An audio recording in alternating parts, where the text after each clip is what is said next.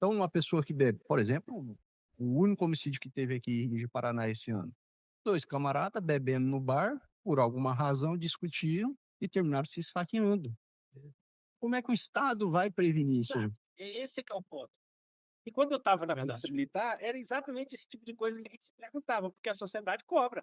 A polícia tem que prevenir o crime, tá, mas o que que eu posso fazer? Não Porque pode. como é que você evita que o camarada briga com o outro por conta de ciúme, por conta de traição? Você até atribuiu o nome dele, caixa emblema, né. É caixa-emblema, é cachaça, chifre e problema.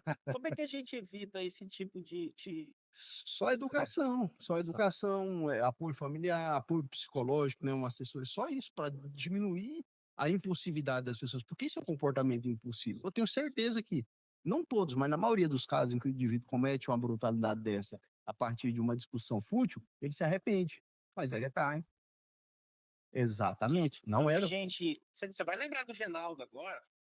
O Genaldo deu aula pra gente aqui na época da Ubra ainda, que ele falava bastante sobre essa questão dos instrumentos de controle social, e ele colocava ali o papel da igreja, o papel da escola, né? É óbvio que isso daí passa do ponto, né? Isso não tem como você atribuir a isso aí a responsabilidade da polícia. O Estado ele só vai se ocupar daquilo que vai para a esfera criminal. Mas dentro ali da moral, da ética, do controle emocional, aí é com os pais em casa, aí é com a escola, aí é com a igreja.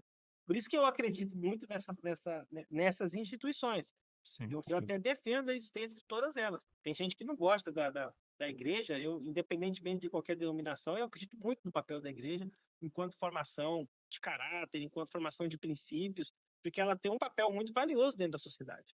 Com certeza.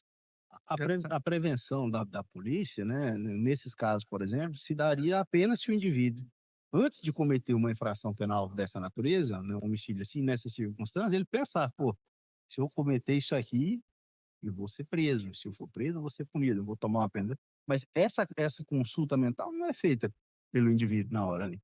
Se ele fizesse, ele não faria.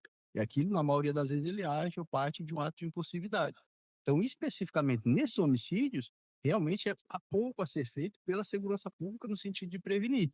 A segurança pública ela consegue ser efetiva em se tratando de alguns crimes de homicídios que também são relevantes e acontecem com muita frequência, que são aqueles relacionados à cobrança de dívida de drogas, disputa de facção por território, disputa de facção por venda de droga em algum bairro. Aí sim, porque o que a gente percebe de uma forma geral é o seguinte: aquele cara que começa a prática de um homicídio, enquanto ele não é retirado de circulação, seja porque ele foi morto ou seja porque ele foi preso, ele continua praticando crimes de homicídio. Isso a gente observou realmente aqui em Paraná e eu observei em outras cidades pelas quais eu passei. O indivíduo ele comete um crime de homicídio. 30 dias, 60 dias, não houve nenhum tipo de ação que ele sentisse: caramba, a polícia está chegando em mim. Ele sente a impunidade, ele sente que ele pode praticar um outro. Deve soltar. E a gente viu isso aqui de Paraná e em vários outros municípios.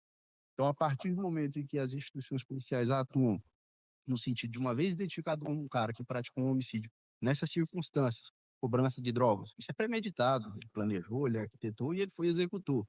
A partir do momento que a polícia intervém, logo após a ocorrência de uma infração como essa, e consegue identificar e prender aquele indivíduo, bom, ele não vai cometer mais. Porque a impunidade é o maior estímulo para ele continuar. E a gente tem aqui em Paraná, tivemos indivíduos que praticaram, por exemplo, no ano passado, entre março e maio, 6 homicídios. 4 em Paraná e 2 em Jaru. Só pararam quando?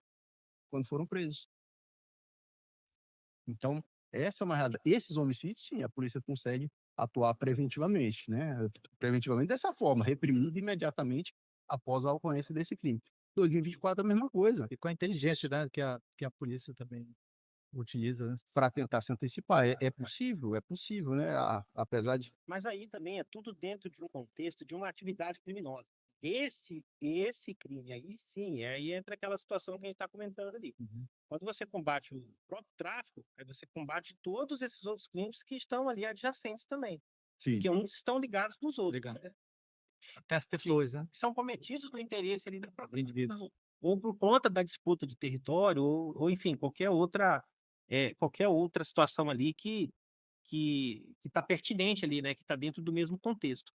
né? Mas eu queria que você aproveitasse ali, eu lembro que você começou a falar ali da questão das facções, e a gente está com a polêmica agora aí, porque os Estados Unidos querem incluir o PCC e o Comando Que Vermelho. o Brasil reconheça, né, são Na verdade, a não legislação. depende do Brasil.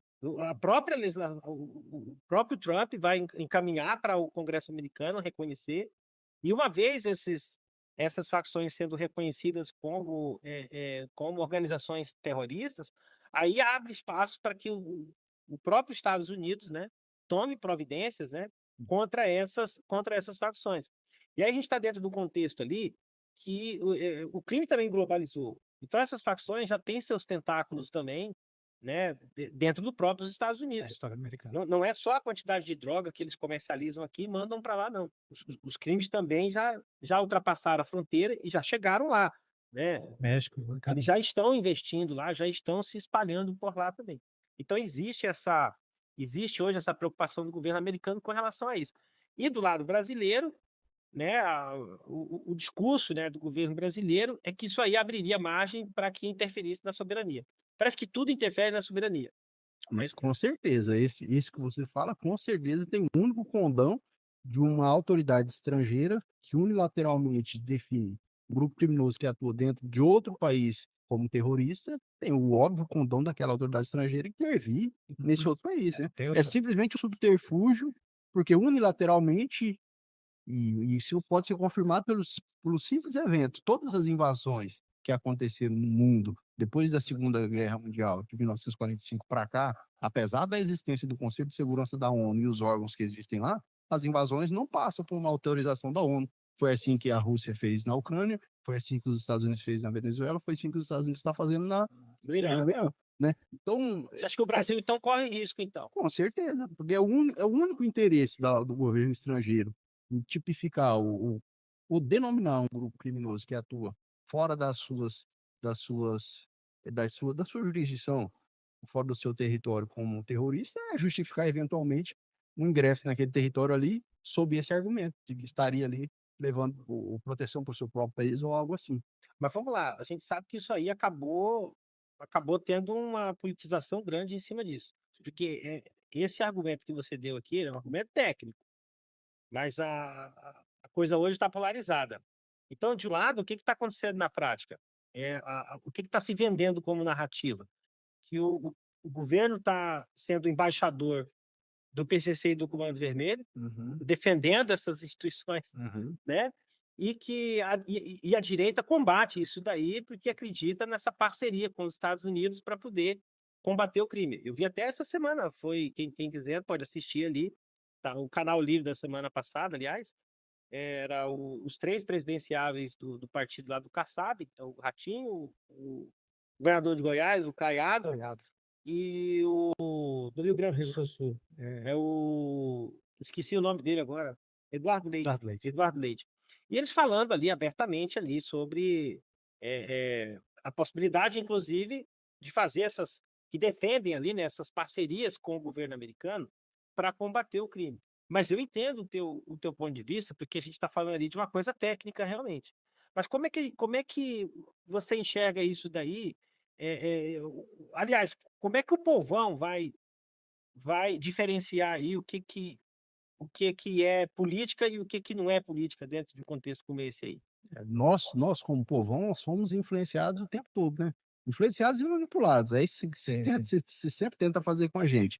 Mas quando a gente vai observar essa coisa de terrorista e as facções criminosas, eu me pauto pelo aquilo que eu conheço no Brasil, seja através da legislação, 2 leis diferentes que tipificam o que é terrorismo e o que é organização criminosa, e o conceito técnico daquilo, né? O que é terrorismo? O que é terrorismo? Terrorismo é o seguinte: a atuação de grupos armados mediante grave ameaça ou violência em busca de um objetivo filosófico, político, ideológico, religioso. Esses são os grupos terroristas, né? Que, aliás, é esse o argumento para que as organizações do PCC e o Comando Vermelho não sejam enquadradas ali, porque não tem um fator ideológico. Perfeito, Isso aí é bom a gente deixar claro. perfeito. Nem religioso, não é religioso, não é político, Então, é financeiro. Então tem que ampliar essa São narcotraficantes. na verdade, assim, quando você tenta encaixar eles ali, a gente está falando aqui, gente, não é uma discussão jurídica, né? É uma discussão sim, técnica, sim. né? Então, claro que para você poder enquadrar eles ali como terrorista, como grupo terrorista, você tem que forçar um pouquinho a barra ali. Porque Exatamente. não dá para enquadrar, Exatamente. não dá para enquadrar. E aí a gente sabe que dentro da legislação, dentro do que é, né, o Estado de Direito Democrático e o princípio da reserva, né, legal, daí seria quase que impossível você imputar o crime, porque você tem que executar, tem que realizar ali exatamente o núcleo